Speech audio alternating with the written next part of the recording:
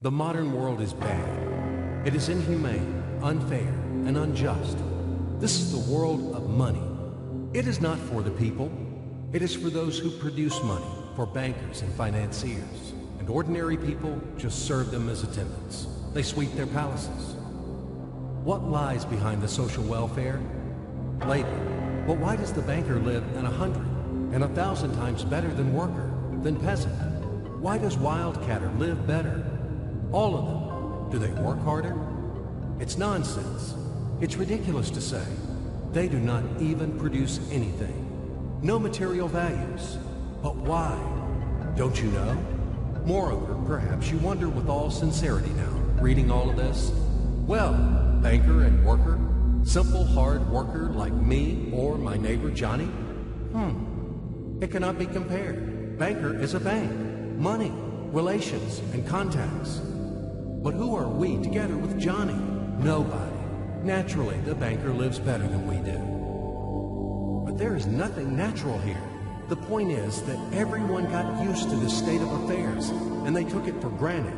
As a matter of course, a banker has to live better, and it cannot be otherwise. But it may be otherwise. So why? Why does a banker work less, but live better? Better than worker or miner? However, intuitively, you've got the answer by yourselves. Because the banker is a bank. Money. Exactly, money. This is the whole point, the cornerstone. And about them, about the money, we should talk more in details. So, what is money? Have you ever thought about it? The calculation tool, the measure of labor? As we are told from childhood, almost from the cradle, we have to work, and work. The money won't fall down from the sky. They should be honestly and hardly earned, etc., etc., etc. Sounds familiar, doesn't it? Familiar ad nauseum. Say it, by the way, to Abramovich, who honestly and hardly earned all his billions. Just for fun, say how to earn money honestly. You will laugh to death. Yes, we have to work, but what should we expect in the end? A small pension and half-starved old age? Poverty. You have spent all your life working on some oligarch. You have been taken away all your power, energy, and health. You've been squeezed like a lemon. And after that, you've just been thrown into the dustbin as the fulfilled material. Is this necessary? But this is the reality, horrific reality of modern society. This is what we should all expect in the end, almost certain. Everything ends up this way for the vast majority of people in today's world, as it ended up for their mothers, fathers, grandmothers, and grandfathers, as it will end up in the present state of affairs for their children and grandchildren, great-grandchildren, then in turn for their children and grandchildren, and so on. The way of the world. Why? All of this is wrong, unfair. It must not exist. Why do some people have to have everything, but others have nothing?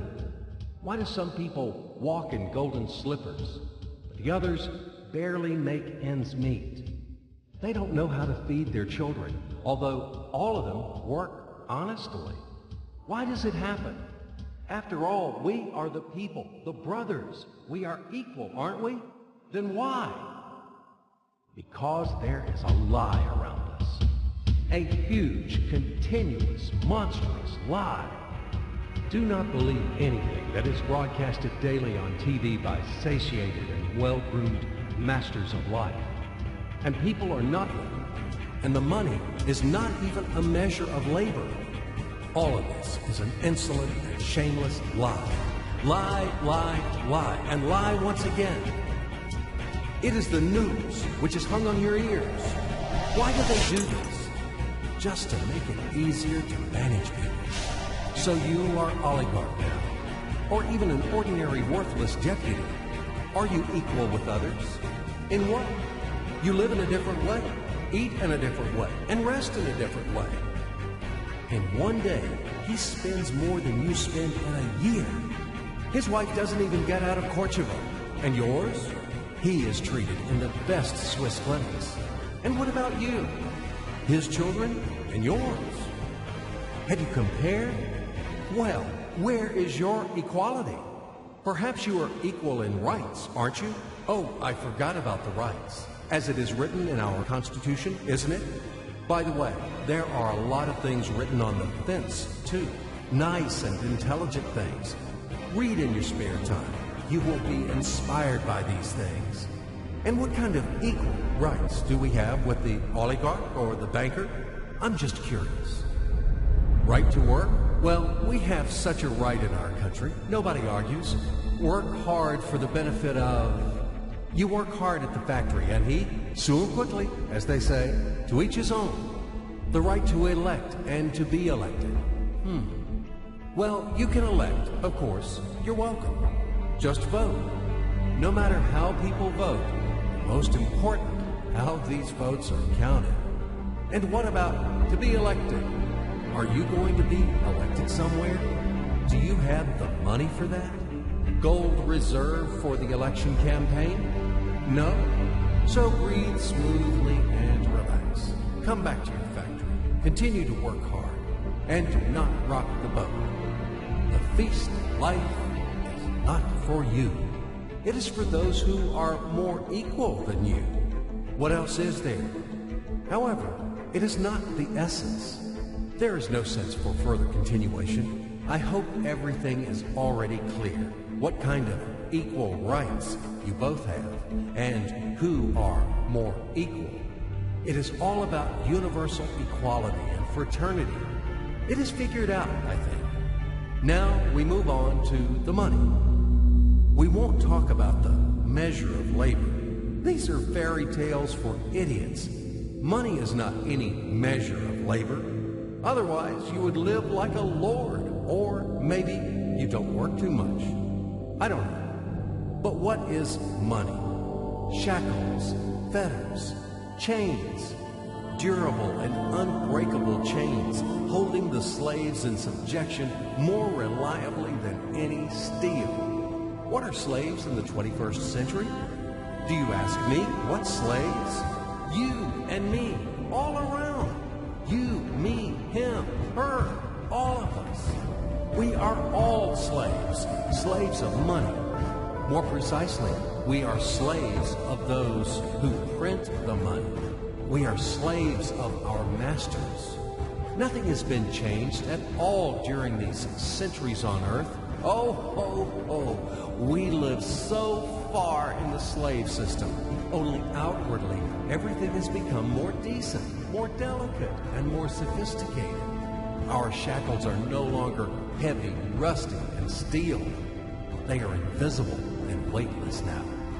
They don't seem to exist. You can go wherever you want. You can do whatever you want. You are free. But in fact, the shackles still exist. And damn, you are not free. Freedom is an illusion. Money, that's the point. Well, where can you go without money? It is not the Stone Age today. You cannot live in a cave. You cannot dress yourself in animal skins. And you cannot hunt for mammoth. And where are they, these damn mammoths? You need a house, clothes, food. And this is all about money, money, money. And once again, money. After all, everything around is just for the money. You cannot make a single step without them. But where do you find the money? That's right, you have to earn them. Do you hear?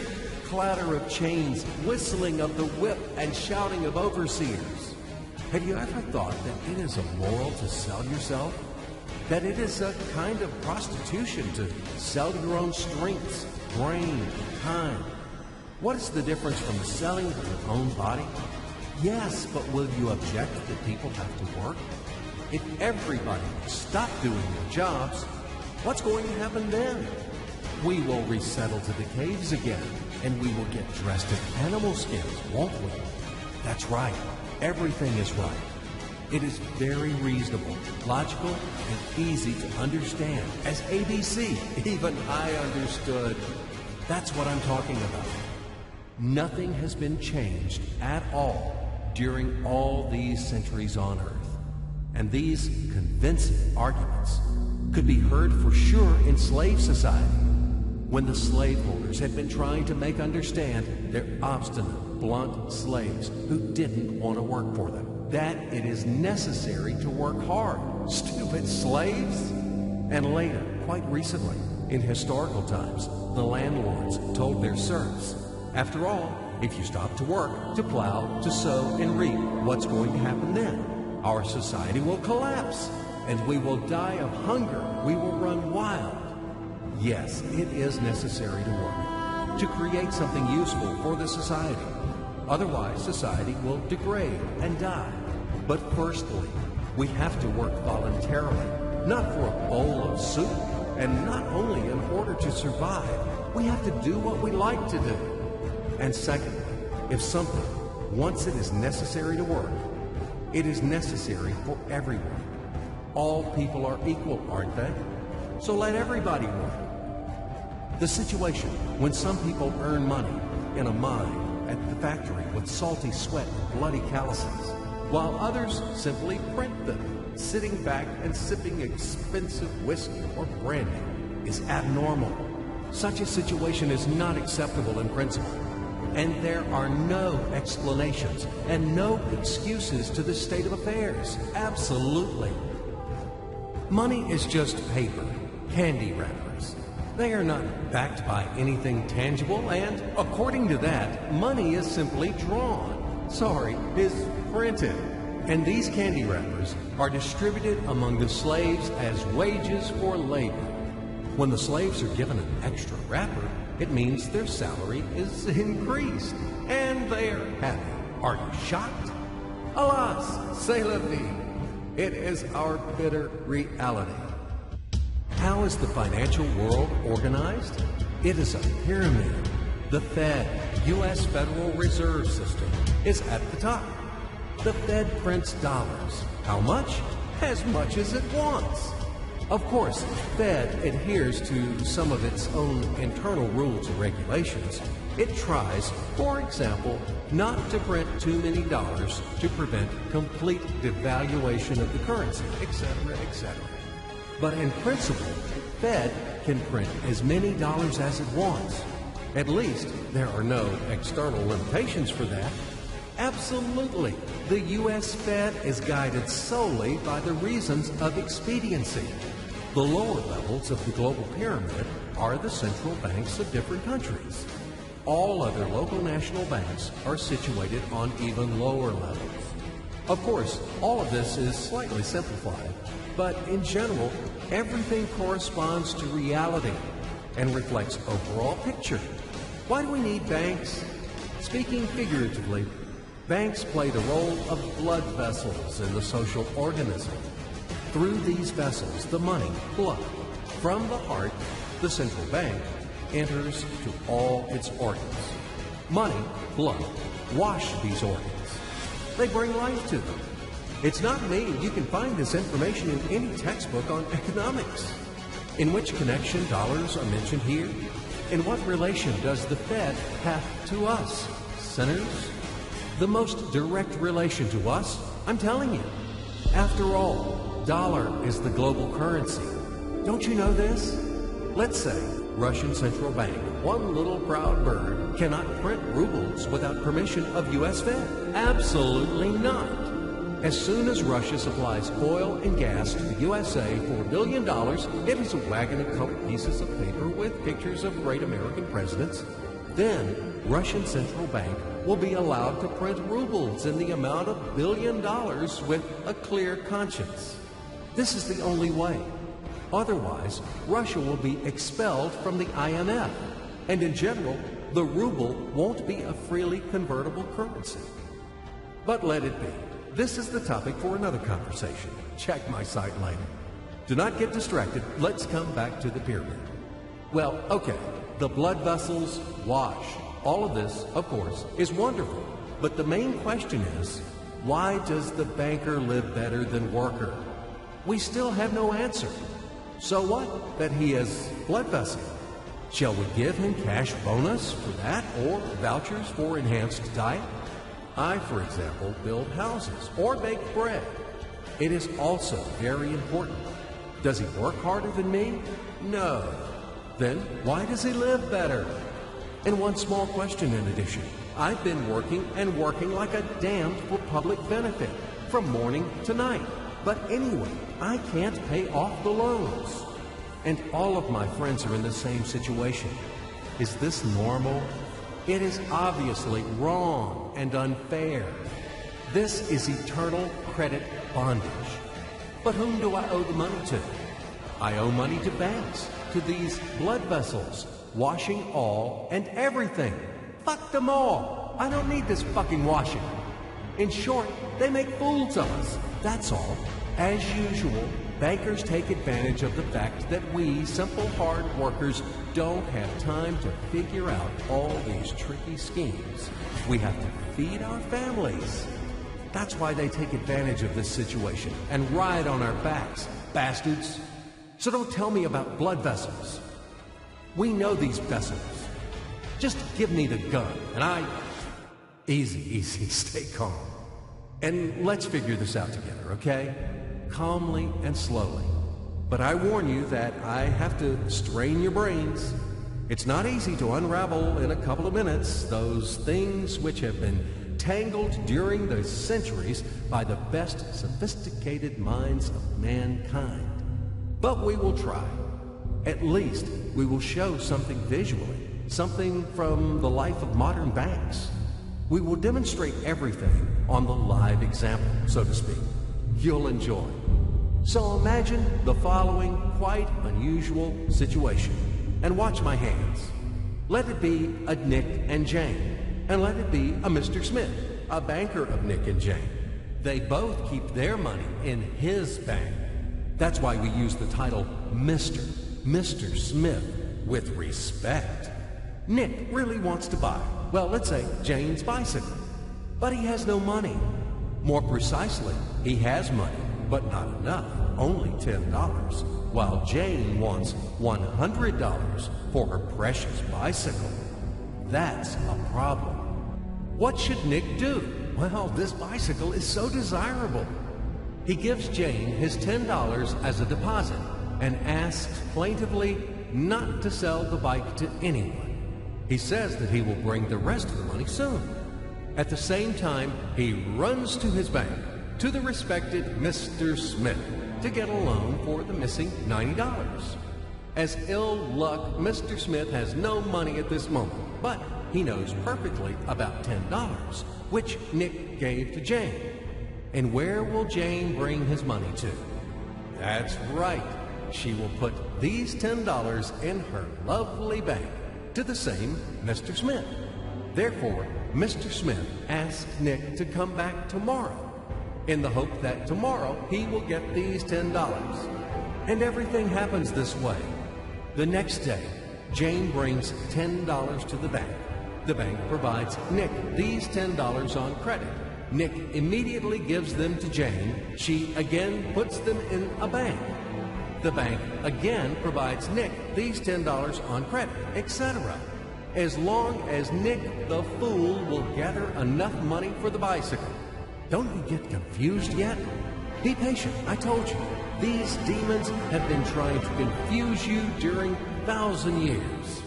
These damn economists and financiers. But anyway, we will figure everything out. So what do we have in the end? Nick finally got the bike from Jane. Wow! But at the same time, Nick owes $90 to the bank, Mr. Smith. And the bank, in its turn, owes $100 to Jane. In other words, those $10, which were existed initially, have magically turned into $200, $190 of debts plus real $10. But these $10 would also turn into $1,000, even in a million or a billion, if Nick would make a more expensive purchase. In this case, our $10 would make the increasing number of its cycles, circuits from hands to hands. That's it.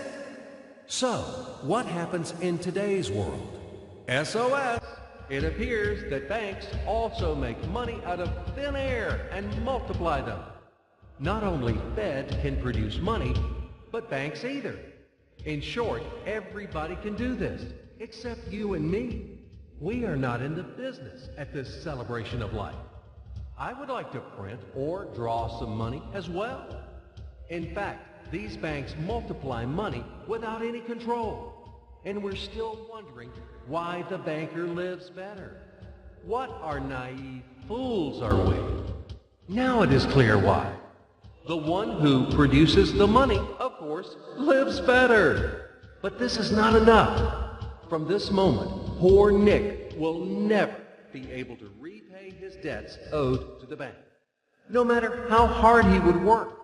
Silly Nick doesn't know it yet, that he's in slavery to the bank, in credit bondage forever, because those $90 which he owes to Mr. Smith do not exist in nature at all.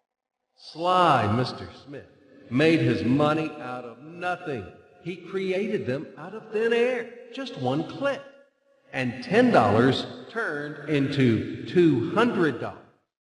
Yes, but you can object reasonably that the bank itself owes $100 to Jane, and it turns out that bank is in credit bondage to Jane, and it won't be able to repay its debts owed to Jane either.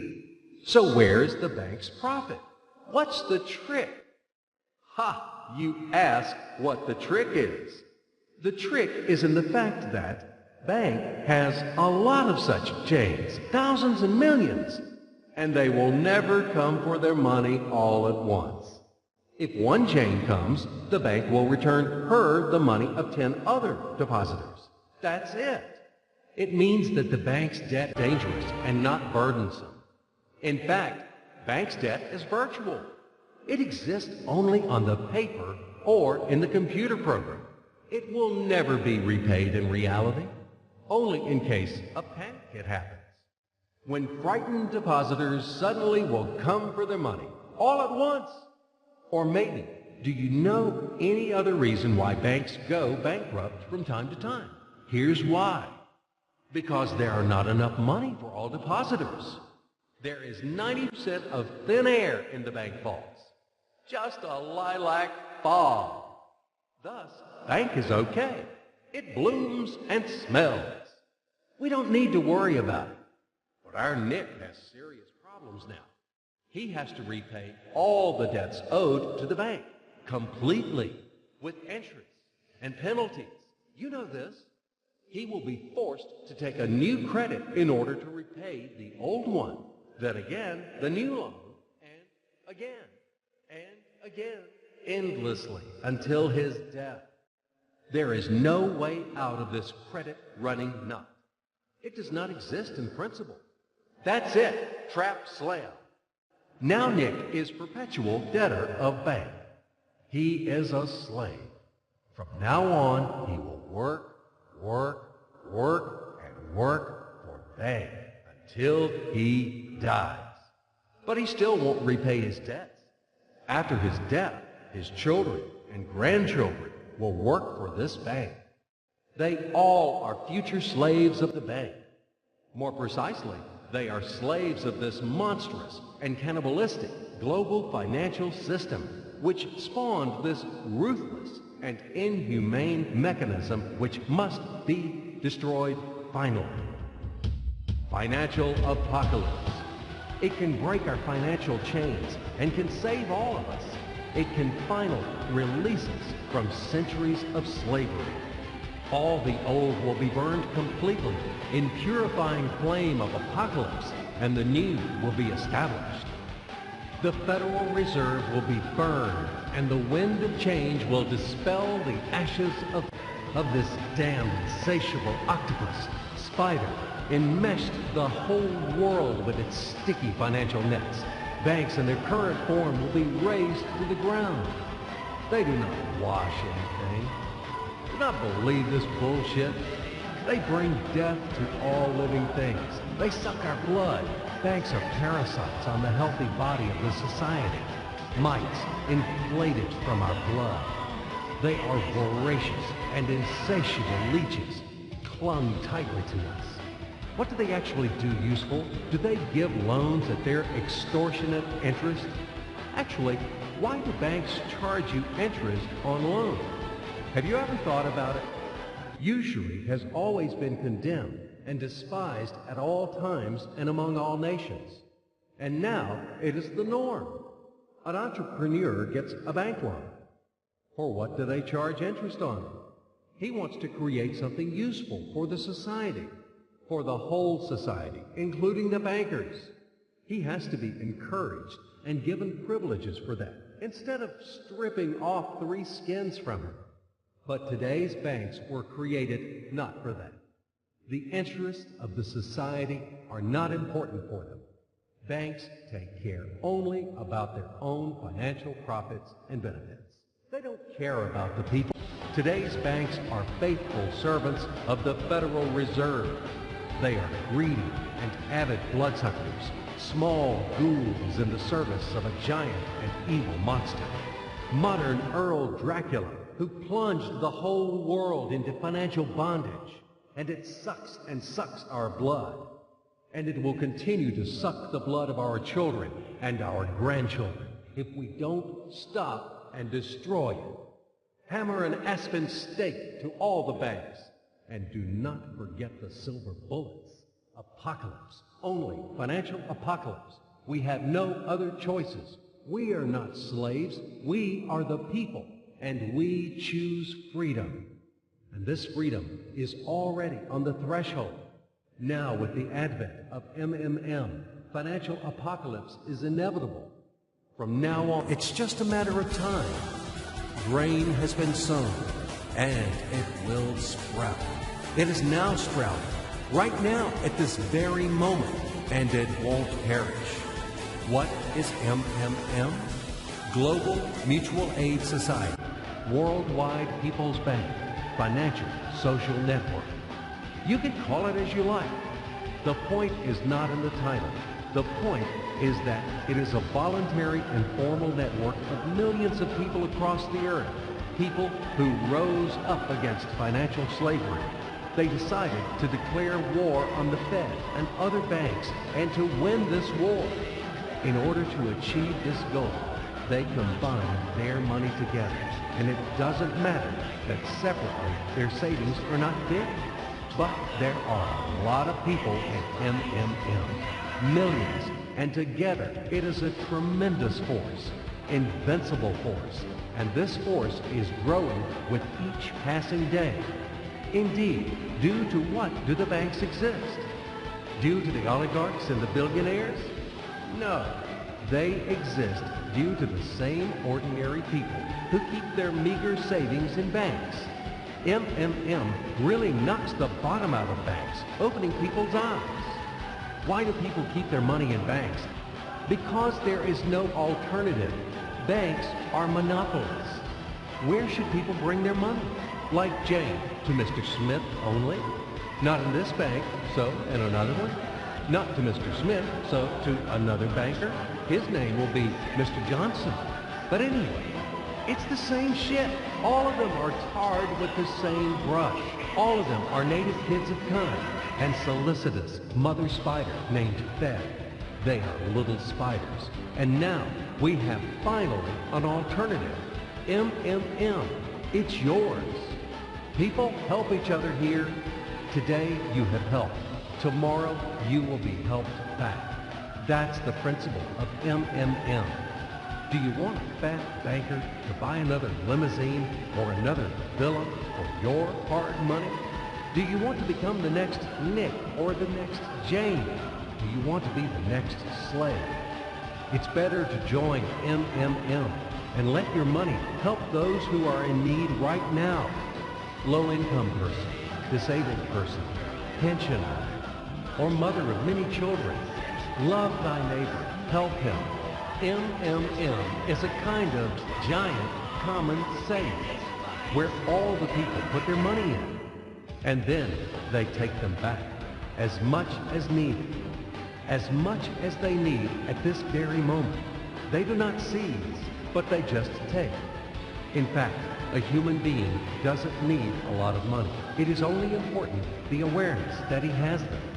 The only thing that is really necessary for everyone is the confidence in the future. MMM just gives this confidence to people. It gives the feeling of complicity, that you are not alone. You will always be helped in tough times. You won't be left alone. MMM is the unit of a new society, a brighter and cleaner society. It is the unit of the new world, where the money won't exist, where everything will be different. Honestly and fairly, there will be no slaves and no masters, and everyone will work for pleasure and for the benefit of society. And the good will conquer the evil, finally. Everything will be in that new world. Certainly. Welcome to System MMM. SergeyMavrode.com. We are waiting for you. We can do a lot. We change the world, and we will change it. Everything will be MMM. Financial apocalypse.